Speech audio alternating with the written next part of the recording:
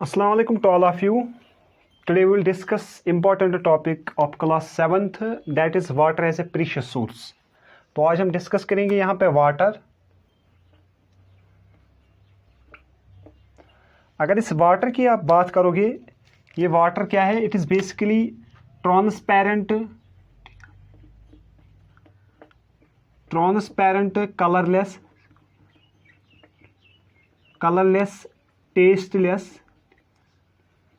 tasteless liquid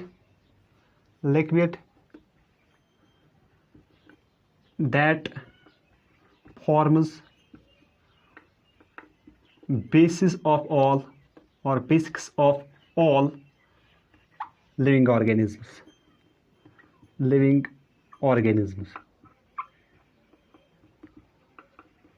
यानी जो water है इट इज अ ट्रांसपेरेंट किसको हम बोलते हैं? The substances that allow the light to pass through them easily are called transparent materials, और colorless and tasteless. इसके पास कोई टेस्ट नहीं है, कोई कलर नहीं है.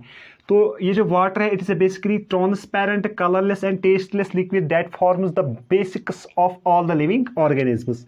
अगर आप देखोगे ये जो वाटर है it is basically made of two hydrogen and one oxygen atom.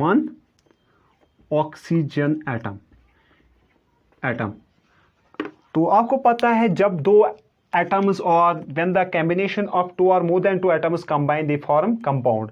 तो ये जो वाटर है ये बेसिकली दो हाइड्रोजन एटम्स का बना है और एक ऑक्सीजन एटम का बना है. इसका दूसरा नाम है इस वाटर का डाइहाइड्रोजन मोनोऑक्साइड. यानी डाइहाइड्रोजन मोनोऑक्साइड भी इसको हम बोल सकते हैं क्योंकि इसके पास दो हाइड्रोजन्स हैं और एक ऑक्सीजन एटम है. तो इसका जो स्ट्रक्चर है यहाँ पे केमिस्ट्री में, इसका स्ट्रक्चर कुछ ऐसा है. इसका स्ट्रक्चर है बेंड स्ट्रक्चर और वी कैन से दैट इसका स्ट्रक्चर है वी शेप्ड स्ट्रक्चर.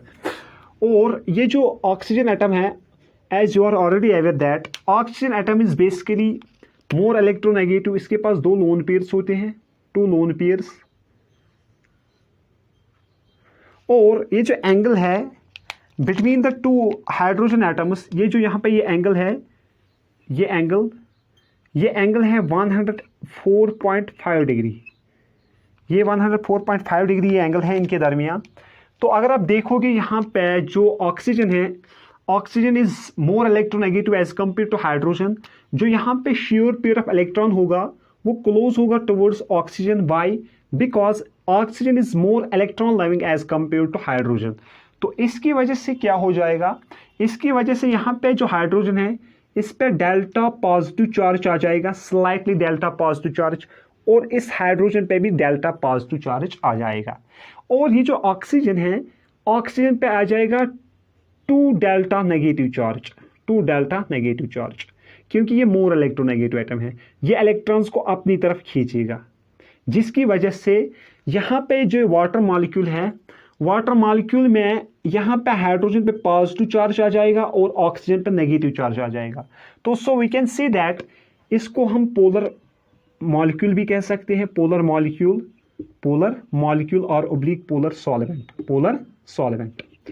तो अगर आप देखोगे पहले हम डिस्कस करेंगे इसके प्रॉपर्टीज और फिर हम डिस्कस करेंगे why water exists in this universe 70% क्यों वाटर है इस दुनिया में, ये भी हम डिस्कस करेंगे आज.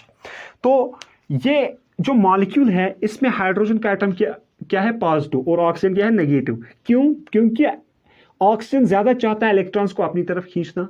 हाइड्रोजन के पास पॉजिटिव चार्ज आ जाएगा और ऑक्सीजन के पास नेगेटिव चार्ज आ जाएगा, जिसकी वजह से ये पोलर मॉलिक्यूल बनेगा. पोलर मॉलिक्यूल किसको हम बोलते हैं? जिसमें दो चार्जेस होंगे, positive pole and negative pole, and the formation of charge is called polarity of charge. तो इसको हम पोलर मॉलिक्यूल भी कह सकते हैं. As you are already aware that अगर आप देखोगे water is also called universal solvent. Water is also called universal solvent. Why? Because if you look, why water is called a universal solvent? Because the maximum solutes of this universe can be dissolved in water, or we can say that it has a property to dissolve maximum solutes. For example, what does solute mean? If you look, if this is water in a beaker, if this is H2O, if this is water in a beaker, अगर मैं इसमें डालूंगा यहाँ पे NaCl, sodium chloride, या C12H22O11 X times water, that's disaccharide, that is sucrose, अगर मैं ये पानी में डालूंगा तो पानी में क्या हो जाएगा, ये डिसोसिएट हो जाएगा into Na positive and Cl negative ions. तो ये जो यूनिवर्सल सॉल्वेंट का मतलब है, इसको हम इसलिए यूनिवर्सल सॉल्वेंट बोलते हैं क्योंकि जो दुनिया के मैक्सिमम सोल्यूट्स है, चाहे वो NaCl है, चाहे वो शुगर है, चाहे वो एनी अदर थिंग है, that can be dissolve in water. Solute हम डिफाइन करते हैं, the substance that can be dissolve in water is called solute. Solvent हम उसको बोलते हैं, the substance in which the solute is dissolve is called solvent. So we can say that यहाँ पे NaCl बन गया सोल्यूट, और ये जो वाटर इसमें ये क्या है, सॉल्वेंट। ये क्या है, सॉल्वेंट। तो सॉल्वेंट हम उस चीज को बोलते हैं, solvent is defined as the substance in which anything can be dissolved, anything can be dissolved is called solvent. तो यहां पे NaCl डिजॉल्व हुआ पानी में, तो हम NaCl को सोल्यूट बोलेंगे और पानी को क्या बोलेंगे, सॉल्वेंट। ये सॉल्वेंट कभी कभार ये स्टोन भी हो सकता है, स्टोन, ये ऑयल भी हो सकता है, ये वाटर भी हो सकता है, ये अल्कोहल भी हो सकता है, अल्कोहल, ये पेट्रोल भी हो सकता है, ये कैरोसिन भी हो सकता है, ये डीजल भी हो सकता है, ये कोई भी लिक्विड हो सकता है दुनिया का सॉल्वेंट। और सोल्यूट शुगर हो सकता है, NaCl हो सकता है, टर्पेनिक हो सकता है, एनीथिंग कैन बी सोल्यूट। तो यहां पे सोल्यूट और सॉल्वेंट है बेसिकली। तो वाटर को क्यों हम बोलते हैं as a universal solvent, because इसमें मैक्सिमम सोल्यूट जो है, जो मैक्सिमम सबस्टेंस है दुनिया के, वो डिजॉल्व होते हैं इसमें, डिसोसिएट होते हैं इसमें, ये एक वजह है, इसको हम बोलते हैं यूनिवर्सल सॉल्वेंट।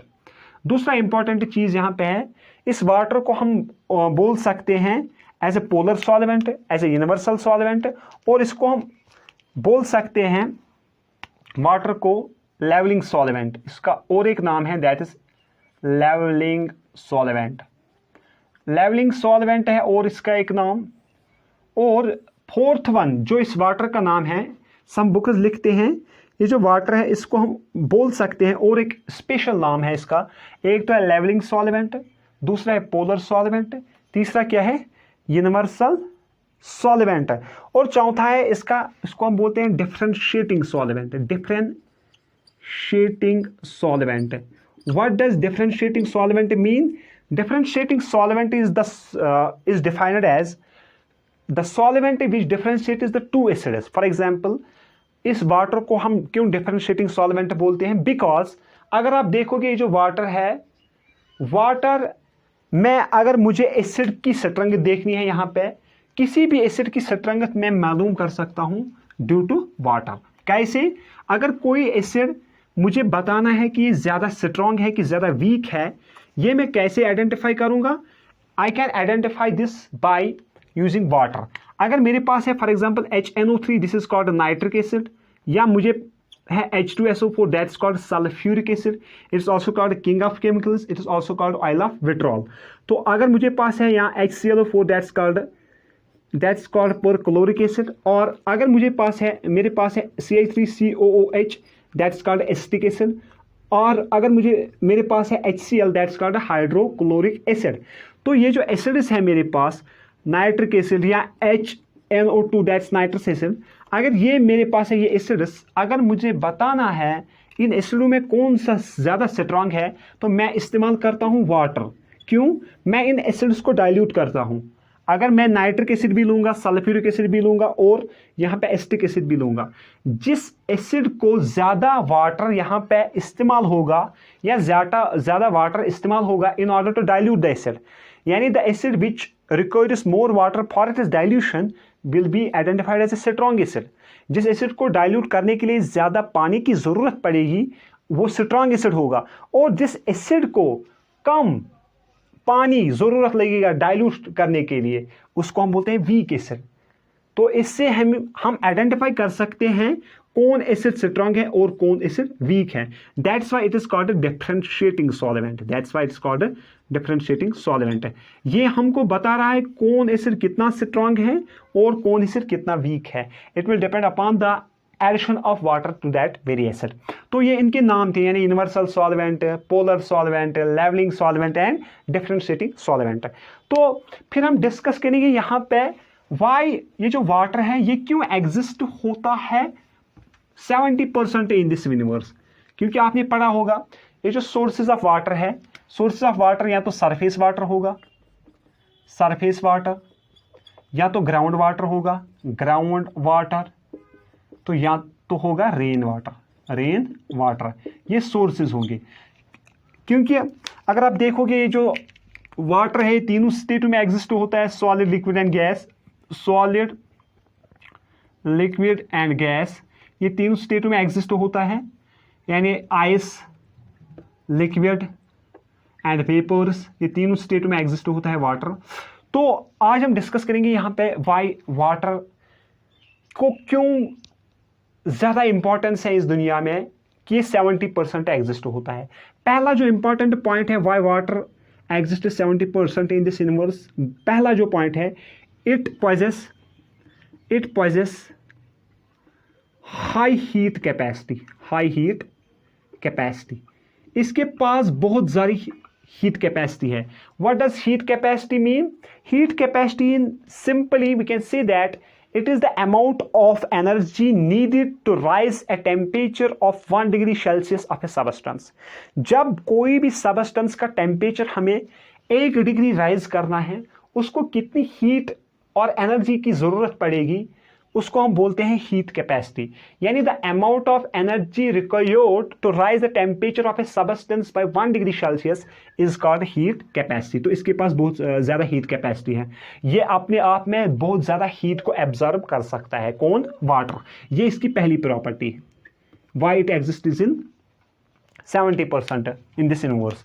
दूसरा इंपॉर्टेंट पॉइंट है it has high heat of vaporisation, it has high heat of vaporisation, vaporisation. इसका मतलब यह है, हाई हीट ऑफ वेपराइजेशन का मतलब है the amount of energy required to convert 1 gram of liquid state into vapour state, vapour state. कितनी energy की जरूरत पड़ेगी सच दैट हम 1 ग्राम ऑफ लिक्विड को कन्वर्ट कर सकते हैं वेपर में, इसको हम बोलते हैं हीट ऑफ वेपराइजेशन। यानी the amount of energy required to convert 1 gram of a liquid into its vapour state is called heat of vaporisation. तो यहाँ पे जो हीट ऑफ वेपराइजेशन है ये भी एक इंपॉर्टेंट प्रॉपर्टी है वाटर की। तीसरा इंपॉर्टेंट पॉइंट ये है, इसको है high thermal conductivity and high surface tension, high surface tension, high surface tension. इसके पास सरफेस टेंशन ज़्यादा होता है। दैट इज वाई जो वाटर ड्रॉपलेट्स जब फॉल हो रहे हैं, जब वाटर ड्रॉपलेट्स जो ऊपरी हिस्से होते हैं एटमॉस्फेयर के, वहाँ कंडेंसेशन इफेक्ट होता है ड्यू टू कूलिंग। कूलिंग क्यों होती है? Due to less carbon dioxide concentration, carbon dioxide concentration less होता है, जिसकी वजह से जो ये वाटर मॉलिक्यूल्स हैं ये क्या होते हैं? कंडेंस होते हैं, and due to with the help of gravity they will fall on the surface of earth. ये फॉल होते हैं on the surface of earth in a spherical manner. Why? Because क्योंकि इनको ग्रेविटी नीचे की तरफ खींच रही है, और surface tension is the tension of the molecules on the surface of the liquid. तो इनका पास सरफेस टेंशन होते हैं, ये स्टेबल बनने के लिए अपनी शेप क्या बनाते हैं? स्फेरिकल, जिसकी वजह से ये फिर फॉल होते हैं ड्यू टू ग्रेविटी। तो इसके पास हाई सरफेस टेंशन होता है। हाई सरफेस टेंशन का मतलब है यानी tension of the molecules on the surface, tension of the molecules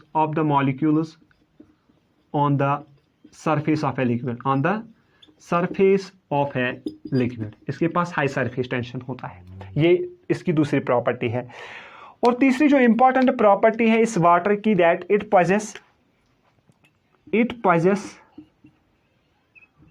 high degree of dissociation constant, dissociation constant. इसका मतलब ये है, what does this mean dissociation constant, what does this mean dissociation constant का मतलब है अगर हम कोई भी सोल्यूट यहाँ पे ऐड करेंगे इस वाटर को, ये वाटर इसको ब्रेक डाउन करता है इनटू रेस्पेक्टिव आयंस।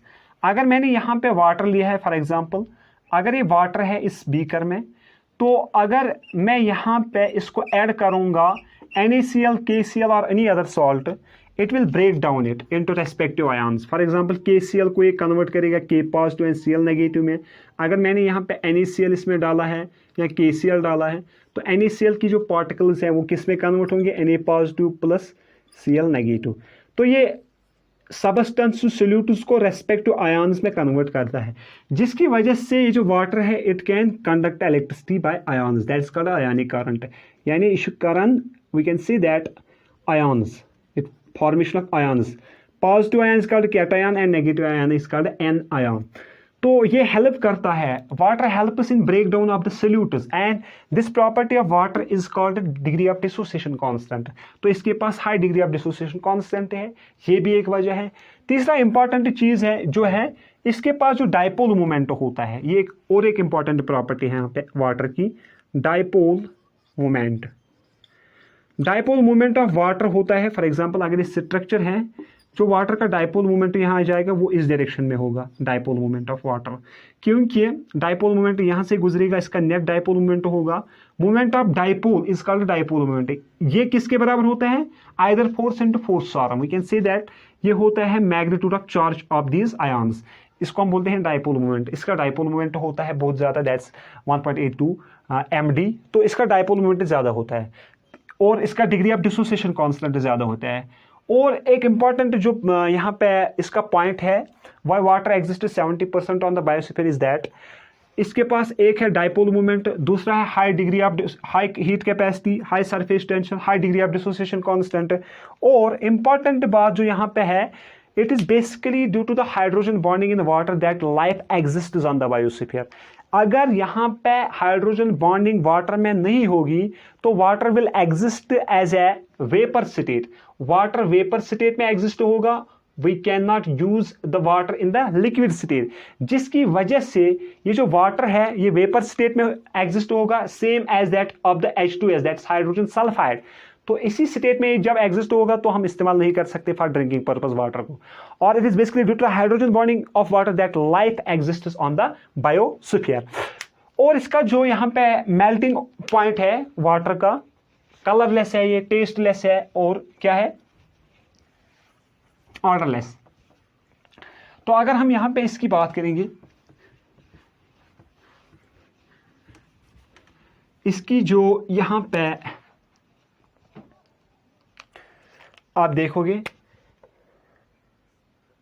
ये इस तरीके का मॉलिक्यूल है वाटर, एक पोलर सॉल्वेंट है, universal solvent, polar solvent, levelling solvent, differentiating solvent, इसको बहुत सारे यहाँ पे नेम्स हैं।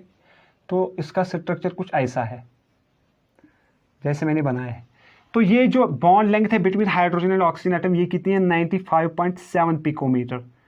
और इनके दरमियान जो एंगल है दैट्स 104.5 डिग्री, ये एंगल है between the two hydrogen atoms, angle.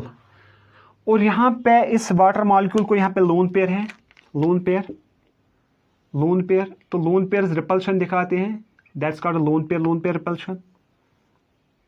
तो इसका जो स्ट्रक्चर यहाँ पे आ जाएगा वो कुछ ऐसे आ जाएगा। इसका स्ट्रक्चर है टेट्राहाइडल, ये टेट्राहाइडल स्ट्रक्चर है इसका वाटर का, टेट्राहाइडल। अगर आप देखोगे केमिस्ट्री में तो इसका स्ट्रक्चर टेट्राहाइडल है विथ sp3 हाइब्रिडाइजेशन। इसको जो हाइब्रिडाइजेशन है दैट्स sp3 हाइब्रिडाइजेशन है वाटर की यहाँ पे। तो अगर आप देखोगे जो वाटर है इसके पास जो ये लोन पेयर से ये रिपल्शन दिखाते हैं, जिसकी वजह से जो एंगल है ये जो थोड़ा कम हो जाता है due to lone pair repulsion, lone pair repulsion, lone pair repulsion, lone pair repulsion. और अगर आप देखोगे क्रिस्टलाइन स्ट्रक्चर ऑफ वाटर, तो हर कोई ऑक्सीजन एटम यहाँ पे 4 ऑक्सीजन मॉलिक्यूल के साथ अटैच होता है, यानी इसको यहाँ पे हाइड्रोजन होगा, यहाँ पे ऑक्सीजन होगा, यहाँ पे हाइड्रोजन होगा, यहाँ पे हाइड्रोजन होगा, यहाँ पे ऑक्सीजन होगा, यहाँ पे हाइड्रोजन होगा, तो यहाँ पे ऑक्सीजन होगा, तो यहाँ पे हाइड्रोजन है, यहाँ पे हाइड्रोजन होगा, यहाँ पे ऑक्सीजन होगा, यहाँ पे हाइड्रोजन होगा। तो every oxygen atom molecule is bounded by 4 water molecules, यानी every oxygen atom is bounded by 4 water molecules। तो और अगर हम देखेंगे ये जो वाटर है, वाटर में जो इसका बॉइलिंग पॉइंट है, बॉइलिंग पॉइंट वो है 100 डिग्री सेल्सियस, 100 डिग्री सेल्सियस है इसका बॉइलिंग पॉइंट। और फ्रीजिंग पॉइंट अगर देखेंगे, फ्रीजिंग पॉइंट और मेल्टिंग पॉइंट MP वो है 0 डिग्री सेल्सियस। तो इसका बॉइलिंग पॉइंट है 100 डिग्री सेल्सियस और मेल्टिंग पॉइंट क्या है 0 डिग्री सेल्सियस, और यही फ्रीजिंग पॉइंट भी है। लेकिन कभी कभार वाटर एग्जिस्ट होता है in 3 state, solid, liquid and gas state में, जिसको हम बोलते हैं ट्रिपल पॉइंट ऑफ वाटर।